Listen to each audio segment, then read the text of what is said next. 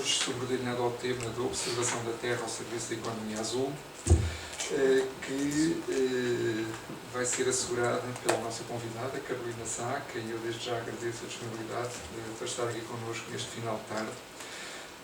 A Carolina, eu vou, enfim, passar aqui muito rapidamente a sua nota biográfica. Portanto, a Carolina é responsável pelos programas de observação da Terra na Agência Espacial Portuguesa e veio do mundo das ciências marinhas. Portanto, depois começou a trabalhar nesta área da detecção remota por satélite pela sua vontade de estudar plantas aquáticas microscópicas, ou seja, fitoplâncton, partindo de uma perspectiva diferente, ou seja, a partir do espaço. Especializou-se em sistemas de detecção remota da cor do oceano e trabalhou mais de 10 anos como investigadora, centrando-se em atividades e aplicações de validação de dados de satélite para promover e apoiar a economia azul. Pronto, é a Carolina que hoje nos vai falar destes temas. Pronto, vai haver uma apresentação de cerca de 30 minutos, seguida de um debate com os presentes. Portanto, sem mais demoras, Carolina, faça o favor. Muito obrigado. Eu posso falar de pé? Pode sim, vou para ali, se não se importa, Ouvem bem assim ou tenho que falar com o microfone? Não, Ouvem bem. Não sei se está ali para a câmera é ok? Há microfone, mas desde que as pessoas para a câmera, se calhar não sei. Não posso usar. Fazer sentado um bocadinho. Claro, também mostra.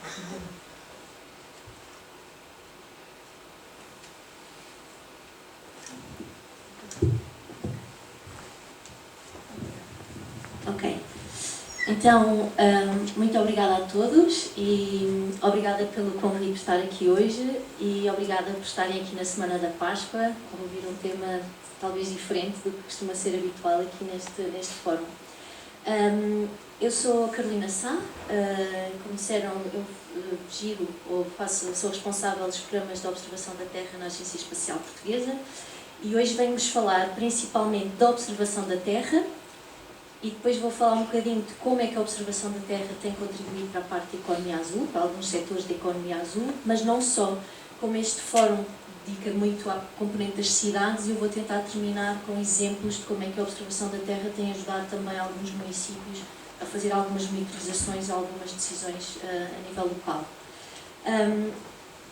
Penso que a audiência é muito heterogénea, portanto a ideia é apresentar-vos um bocadinho primeiro o que é a Agência Espacial Portuguesa. Não sei se já toda a gente tinha ouvido falar da Agência Espacial Portuguesa. Nós não somos a NASA ou a ESA, nós fazemos parte da ESA, mas nós não operamos satélites, nós não desenvolvemos produtos, nós promovemos o ecossistema nacional. Portanto, a agência foi criada em 2019 para implementar a Estratégia Nacional para o Espaço e temos um papel na definição da política industrial e da inovação neste setor a nível nacional e a supervisão de projetos a nível nacional, mas também coordenação dos investimentos na área do espaço que são feitos a nível internacional e nas instituições internacionais e, portanto, somos a delegação nacional no Programa Espaço da Comissão Europeia, vários programas da Agência Espacial Europeia ou do ESO, do European Southern Observatory.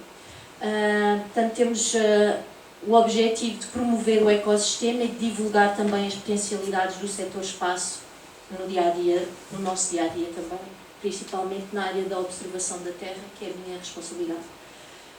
Hoje, então, o que trazia para vocês era um bocadinho explicar o que é a observação da Terra. Não sei se toda a gente... O nome é explicativo, não é? Mas para estarmos todos a falar do mesmo, ou imaginarmos o mesmo quando falamos da observação da Terra. Depois ia falar um bocadinho do programa Copérnicos, que eu não sei se já toda a gente ouviu falar do programa Copérnicos. O programa Copérnicos é o programa de observação da Terra da Comissão Europeia, portanto é o nosso programa de observação da Terra europeu, e que é o maior a nível mundial. Como é que podem aceder aos dados e aos serviços, quais são os benefícios socioeconómicos deste investimento que é feito por todos nós e depois então entrar um bocadinho nos exemplos de aplicação na economia azul, mas depois também um bocadinho no contexto das cidades inteligentes, que é talvez aqui o fórum também mais direcionado. Observação da Terra, então, conceito geral. Observar alguma coisa a detecção remota observa alguma coisa à distância, sem interferir, sem tocar nesse objeto. Portanto, consigo inferir sobre esse alvo sem estar em interação com ele. E faço isso através da análise do espectro eletromagnético, que pode ser o sensor, pode ser eu a ver, portanto os nossos olhos são sensores remotos, não é? Posso estar a analisar a luz que é refletida ou que é emitida por algum objeto, ou posso ser um sensor ativo em que eu emito algum sinal e espero pela recepção do sinal e infiro sobre o objeto através dessa diferença de recepção. Então eu posso ter vários sensores colocados em determinadas plataformas, posso ter nos navios, posso ter num drone, posso ter num avião, tudo isto é detecção remota e pode ser observação da Terra. Mas quando falo aqui da observação da Terra, falo destes sensores a bordo de plataformas que são satélites, que estão a orbitar à volta da Terra. E por isso, quando eu digo aqui neste contexto de observação da Terra, estou a referir-me à observação da Terra por satélite. Porquê por satélite? Portanto, aqui é uma imagem de como eu, mudando o sensor que tenho a bordo de uma plataforma, posso ter uma visualização diferente do meu objeto. Um pode me dar textura, o outro pode me dar cor, pode me dar o objeto e mais informação, e posso ter isto a bordo de um satélite. Porquê é que eu posso querer ter estes sensores a bordo de um satélite? Porque o satélite me dá uma visão global, não só de um específico local, mas dá-me uma visão global, portanto uma visão espacial abrangente, mas também uma visão temporal. Como está continuamente a orbitar à volta do nosso planeta, eu consigo ter uma imagem consistente de vários parâmetros que posso estar a observar em termos espaciais e temporais. E, portanto, resumindo, assim, muito sumariamente, porquê observar a Terra do espaço, consigo observar grandes áreas, consigo ter uma observação não intrusiva, consigo chegar a sítios onde eu não conseguiria chegar de outra forma. Consigo ter uniformidade, portanto estou a medir da mesma forma em todos os locais. Tenho uma capacidade de medição rápida, eu posso ter satélites a orbitar num dia, darem-me uma imagem global de um determinado parâmetro. E depois tenho a continuidade, eu posso saber hoje, amanhã, depois de amanhã, para a semana, anos contínuos que nos podem ajudar a identificar e a monitorizar o planeta. Portanto, temos muitos satélites a orbitar neste momento o nosso planeta. Este é só o exemplo da Agência Espacial Europeia. Portanto, temos satélites que estão dedicados a uma componente mais científica. Eu não sei se isto... Aqui uma componente mais científica, são normalmente para desenvolvimento tecnológico, que quer responder a determinadas perguntas científicas. Temos os meteorológicos, que nos ajudam todos os dias a decidir o que é que vamos vestir de manhã, não é? Se vamos levar o chapéu de chuva ou não para o trabalho. E depois temos aqui este azul, que é o tal programa Copérnicos, que é um programa operacional. Ou seja, eu não decidi responder a uma pergunta científica e ter um satélite no espaço para responder a uma questão. Eu quero uma operação, eu quero saber, eu tenho necessidades recorrentes, que eu preciso de dados recorrentes e, portanto, tenho um programa que sei que este satélite vai ser substituído por outro quando ele deixar de funcionar. Portanto, eu posso construir serviços operacionais e esta é uma componente importante do programa Copérnicos. E este programa Copérnicos, então, é um programa bandeira da Comissão Europeia, é um dos programas da componente espaço da Comissão, e o motto é os olhos da Europa na Terra, mas é dá uma visão global, não está só a olhar para a Europa, não é? O objetivo é proteger pessoas e recursos, conhecer, portanto aumentar o nosso conhecimento e promover e ajudar a tomada de decisão. Eu, se não souber o que está a acontecer, não posso tomar decisões informadas. Portanto, tem uma componente política e na melhoria da efetividade das políticas ambientais, ajudar a tomada de decisão e na gestão de crise de emergências também. Conhecer, saber o que está a acontecer e as consequências do que está a acontecer. Um fator muito importante deste programa é a política de dados que tem associada, que é uma política de dados completa, livre e aberta. Qualquer pessoa nesta sala pode aceder a esses dados, qualquer pessoa na China, nos Estados Unidos, na Índia pode aceder a estes dados, tornando-se de alguma forma uma ferramenta diplomática também da União Europeia. Para além de ser também dar como tributo da União Europeia para o conhecimento global, é também um programa de desenvolvimento económico. Porquê? Ao termos estes dados livres e abertos, qualquer um de nós pode utilizar esses dados e gerar um novo serviço, valor acrescentado, integrar estes dados com outros dados e gerar um negócio. E, portanto, é também um contributo para a economia digital e para o crescimento económico da Europa. Na prática, como é que isto funciona? O programa tem uma componente de espaço, portanto tem várias famílias de sensores, que eu já vou falar um bocadinho sobre eles, em órbita. Tem depois a componente in situ, que são os sensores que nós temos a medir a temperatura, a qualidade do ar, alguns parâmetros, que são integrados então em 6 serviços operacionais. O serviço de monitorização do meio terrestre, do meio marinho, da atmosfera, do clima, da segurança e das emergências. Estes serviços são todos operacionais e de acesso gratuito, alguns só de acesso a entidades autorizadas. Isso já vou falar um bocadinho deles. Portanto, estas são as famílias dos sentinelas. Elas variam porque têm sensores a bordo que foram desenvolvidos para olhar e para determinar determinados componentes. Temos a família do Sentinel 1, que é o SAR, o radar. Temos o 2, que é o que está mais voltado para a monitorização terrestre, e é um óptico, portanto tira fotografias, digamos assim, em vários comprimentos de onda. Temos o Sentinel 3, que é a nossa família dedicada aos oceanos. Depois temos as da atmosfera, o Sentinel 4 e 5, e depois o 6 também do oceano para a altura média do mar. Aqui é um exemplo prático do que é que se vê, depois em termos visuais, os dados que são captados. Portanto, no Sentinel 1 temos radar, temos o sinal de retorno e podemos monitorizar o oceano. Aqui já vou falar um bocadinho mais sobre isso mais à frente. Podemos monitorizar movimentos de solo.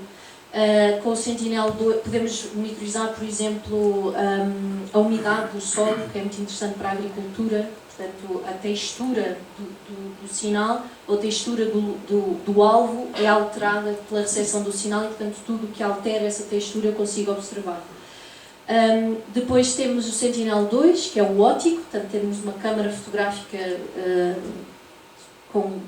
especial, não é uma câmara normal, medem vários comprimentos de onda e permite-nos, para além de visualizar uma fotografia normal como nós veríamos, mas também calcular índices e perceber como é que estão a variar as absorções e reflexões em determinados comprimentos de onda. Temos depois o Sentinel 3, que olha para a cor, para a biologia e para a altura do oceano, e todos eles combinados, todos sozinhos dão muita informação e combinados ainda mais informação sobre o oceano, e são muito úteis para a componente da economia azul, que vamos falar um bocadinho mais à frente. Depois temos o Sentinel 5P, o 4 e o 5 vão agora vão para o espaço este ano. Aqui é um exemplo de quando estávamos todos em confinamento, da qualidade do ar que foi medida durante o confinamento, da redução das emissões durante o confinamento. Depois temos aqui o Sentinel 6, que olha para a altura média das águas do mar, para nos ajudar a monitorizar como é que está a subida média do nível das águas do mar. Portanto, estes são os sentinelas que temos, estes são os que vamos ter, porque as necessidades dos utilizadores vão aumentando e temos aqui já programadas mais 6 missões. Uma que gostava de referir é o CO2M, que vai ser a missão de dióxido de carbono, que em princípio irá para o espaço em 2027 e que irá ajudar a Comissão a fazer a monitorização das emissões de carbono e para cumprir os objetivos do Green Deal das políticas públicas da Comissão. Tem aqui outras várias missões e como as outras famílias, o que varia são os sensores que têm a bordo e o objetivo de monitorização.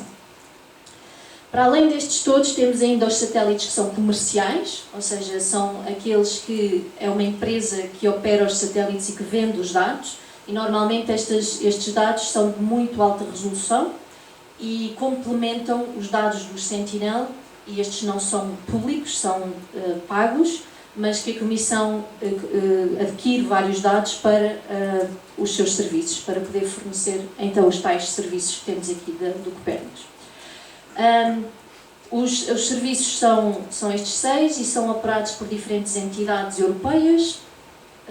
Não vale a pena agora estar a nomear todos, mas só queria dar um exemplo do que é que conseguimos ver, o tipo de serviços que podemos ter. Já não é só um dado, já é uma informação completa, integrada com modelos de previsão, com conhecimento integrado com dados in situ e que nos permite já fazer previsão de, por exemplo, monitorizar ao longo do tempo como é que estão os recursos hídricos na Europa ou como é que estão as condições atmosféricas dos aerossóis. Aqui é uma imagem de um evento de plumas do dust, ou seja, poeiras do Saara. Temos aqui a parte de modelação do oceano no marinho. Temos mapas globais de uso e ocupação do solo, por exemplo, e depois aqui mapas detalhados, e aqui é onde entra a muito alta resolução para apoiar eventos e catástrofes como inundações, incêndios ou monitorização de fronteiras.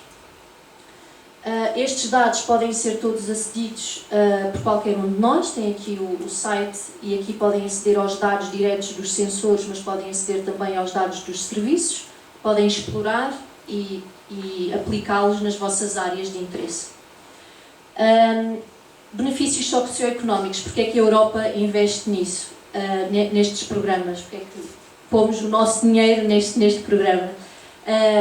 Conhecimento, como é óbvio, portanto, apoiar os desafios das alterações climáticas, das decisões ambientais que estamos a tomar, mas há um retorno económico, principalmente nos setores não espaço, por exemplo, agricultura, pescas, outros, que beneficiam muito destes dados e que promove o crescimento económico desses setores. Aqui tem um gráfico de um exemplo dos vários setores económicos. Aqui tem a gestão urbana, que está aqui também em crescimento, e um grande que está com um crescimento muito rápido é a área dos seguros, que utilizam estes dados ambientais para calcular riscos e estabelecer prémios diferentes adequados às zonas de atribuição das seguradoras.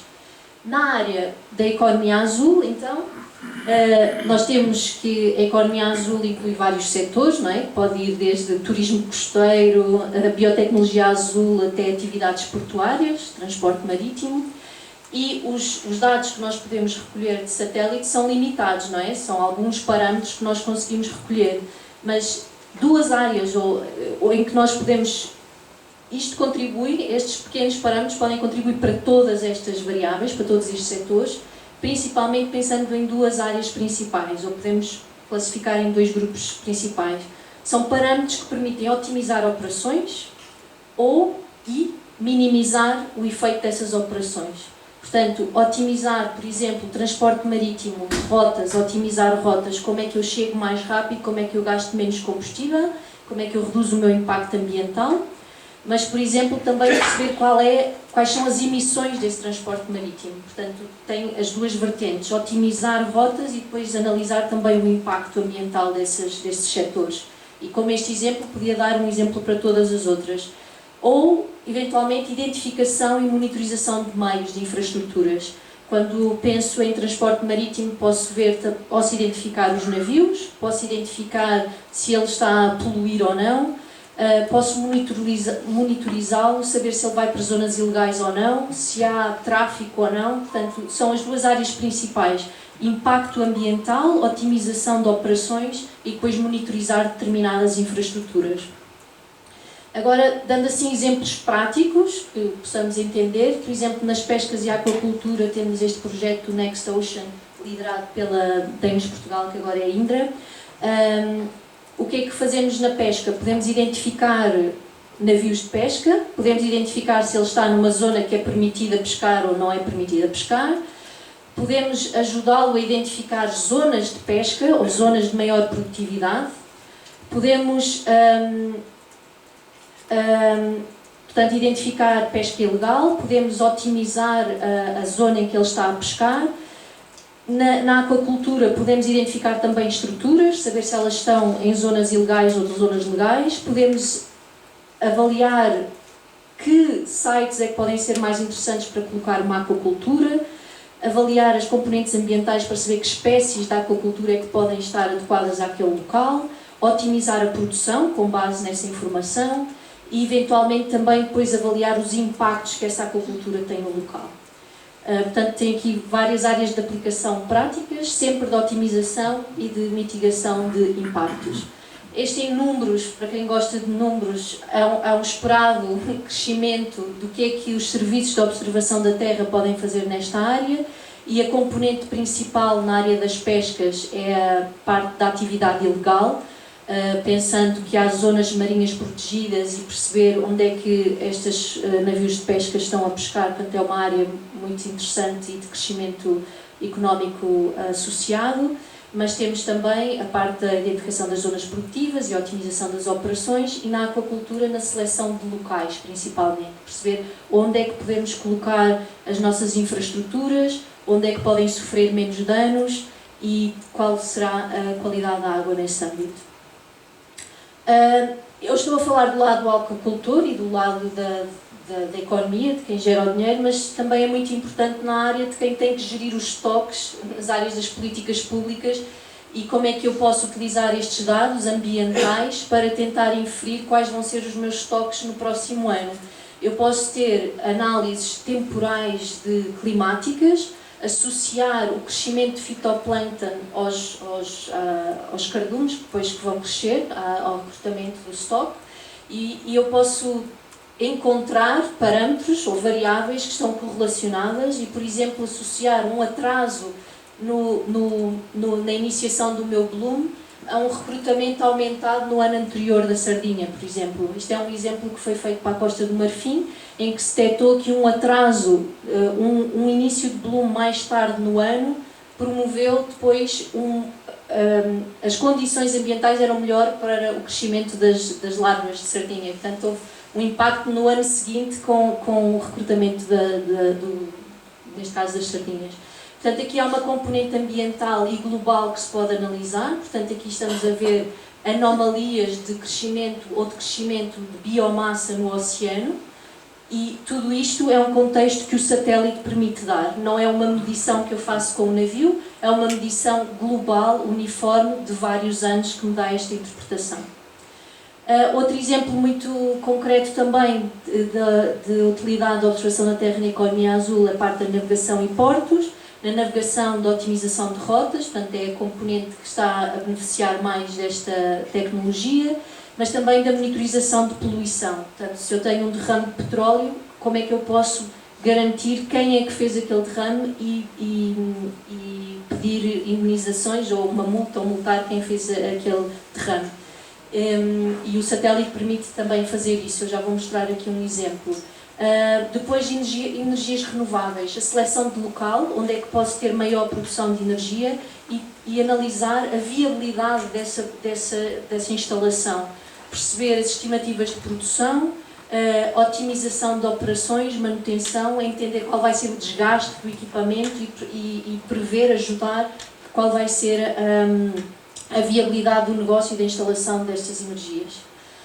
Aqui então exemplos com imagens. Aqui vem então o ship detection, a detecção de navios, são os pontinhos brancos, e aqui vemos uma grande mancha de petróleo, e se nós tivermos satélites a operar em que detectam, e temos um sistema, a Agência Europeia aqui que está, Segurança Marítima, que está aqui no Cais de Sodré, faz esse trabalho de tentarmos detectar quem é o responsável e quem é o navio responsável por essa mancha. Podemos também identificar as tais frentes oceânicas, onde há acumulação de material e pode haver poluição, mas também pode haver produtividade e pode ser uma boa zona de pesca, ou também perceber para a navegação, interessante ver a batimetria dos fundos junto à costa. Para Portugal, este contexto é muito interessante porque nós temos uma área marítima muito grande e que não conseguimos monitorizar com a frota que temos, não é? E, portanto, a única forma que temos, provavelmente, de monitorizar esta zona toda é através dos satélites. E, portanto, há esta visão de que o espaço, isto está na estratégia, que pode ser uma oportunidade de desenvolvimento científico e socioeconómico neste contexto marítimo. No plano de recuperação e resiliência há um projeto, há uma agenda para o espaço e estão a ser construídas, neste momento, constelações para dedicar à monitorização do Atlântico. A Atom já lançou um satélite no início deste ano. Depois, agora mudando um bocadinho de tema, cidades inteligentes também são uma área muito interessante na parte da observação da Terra, principalmente na parte de planeamento urbano. Temos monitorização ambiental, monitorização da qualidade do ar em ambientes urbanos, poluição luminosa, ilhas de calor, ou na parte de planeamento, monitorização de património, construção ilegal, imobiliário. Depois tem outras que complementadas com a componente de navegação, também no ordenamento do território, modelação urbana, cartografia, espaços verdes. Vou dar só assim exemplos de algumas empresas que estão a trabalhar em Portugal nesta área. O Colab Mais Atlântico tem uma ferramenta que agora é o Atlantic Sense, aqui estava na fase de desenvolvimento do Coast Sense, em que fazem previsão de ondas de calor para a cidade e conseguem pôr a uma escala de bairro, de perceber quais são os bairros mais sensíveis e não só o que está a acontecer agora, mas o que é que poderá ser o futuro, fazer cenarização. Se o clima aumentar X graus, o que é que pode acontecer em que bairros e o que é que eu devo fazer para mitigar ou para minimizar esses impactos em determinado bairro. O município da Amealhada, que também utiliza estes dados para monitorizar a qualidade do ar do concelho na região e que fornece estes dados aos cidadãos. Gestão de resíduos, olhar para a monitorização de aterros, perceber se há deposições ilegais de resíduos ou detecção de plástico nas zonas costeiras. O European Ground Motion Service faz parte do Serviço Copérnicos de monitorização do meio terrestre e aqui usa a tecnologia de interferometria SAR para tentar ver movimentos de solo, identificar áreas que possam ser de alerta, portanto, zonas para serem monitorizadas em mais detalhe.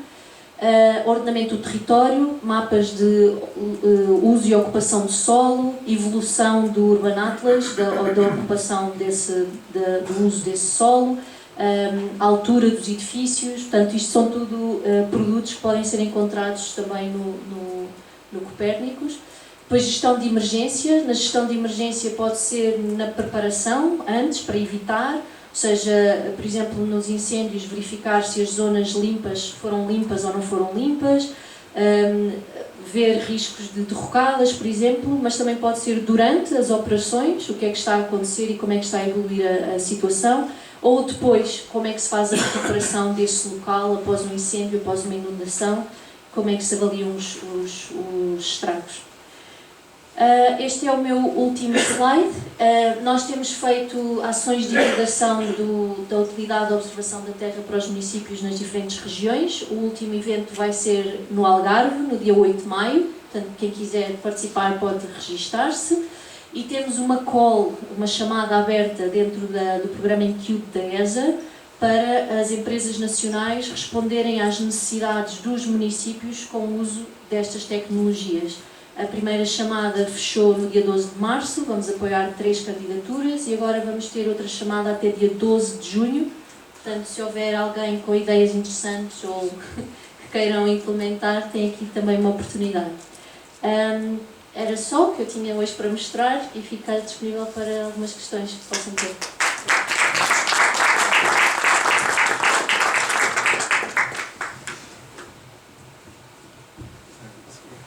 Muito obrigado, Carolina.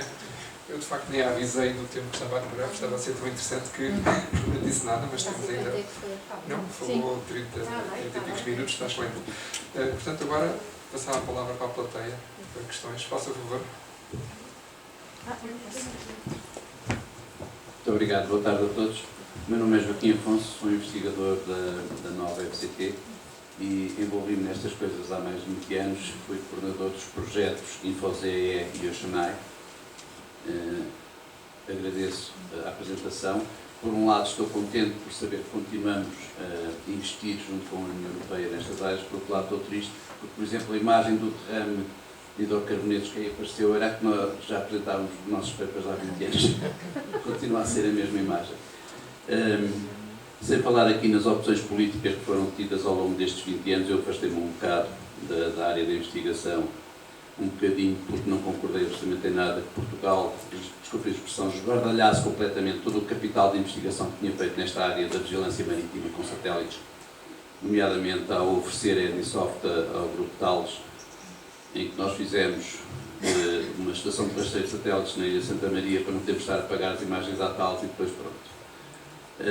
Continuando, aquilo